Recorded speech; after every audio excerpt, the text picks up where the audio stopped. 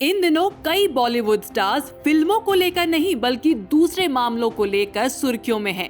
उन्हीं में से एक हैं जानी मानी एक्ट्रेस और डांसर नोरा फतेही। खबर ये है कि नोरा फतेही को एक ऐसे शख्स ने BMW गिफ्ट की जो खुद बहुत बड़ा फ्रॉड है। उस ठग का नाम है सुकेश चंद्रशेखर। मनी लॉन्ड्रिंग मामले में फंसे सुकेश चंद्रशेखर के बॉलीवुड कनेक्शन लगातार सामने आ रहे हैं। ईडी इस मामले में जांच कर रही है और रोज कोई नया खुलासा हो रहा है। अब जानकारी मिली है कि एक्ट्रेस नोरा फतेही को सुकेश चंद्रशेखर ने एक चमचमाती BMW गिफ्ट की थी। जब 14 अक्टूबर को ईडी ने नोरा से पूछताछ की थी, तभी इस गिफ्ट के बारे में भी जानकारी मिली। ऐसे में उस दिन जब गिफ्ट का जिक्र किया गया तो नोरा को सुकेश के सामने बैठा दिया गया और फिर सवाल जवाब हुए। पूछताछ में नोरा ने बताया कि साल 2020 में वो एक इवेंट में गई थी। उस इवेंट में उन्हें सुकेश की पत्नी और एक्ट्रेस लीना पॉल ने बुलाया था। ये इवेंट चेन्नई में हुआ था। अब ईडी को शक है कि सुकेश ने नोरा फतेही को जो गाड़ी गिफ्ट की है उसके पैसे वसूली रैकेट के जरिए कमाए गए थे। ये वही पैसे थे जो उसने बिजनेसमैन की पत्नी से ब्लैकमेल कर वसूले थे।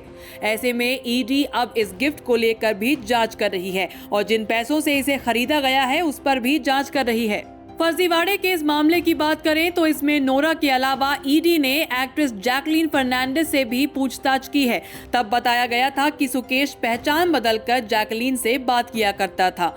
अब इस मामले में दोनों जैकलीन और नोरा अपने आप को पीड़ित बता रही हैं।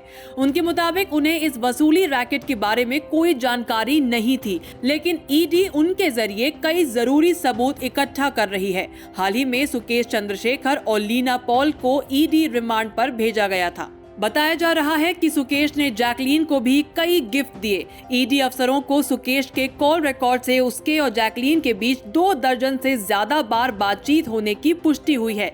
इस केस में ईडी ये पता लगाने की कोशिश कर रही है कि पैसा कहां-कहां इन्वेस्ट किया गया है। इस केस की बात करें तो ये 200 करोड़ की एक रंगदारी से शुरू हुआ था, जो जेल में बैठे ठग सुकेश चंद्रशेखर ने एक बिजनेसमैन की पत्नी से वसूली थी।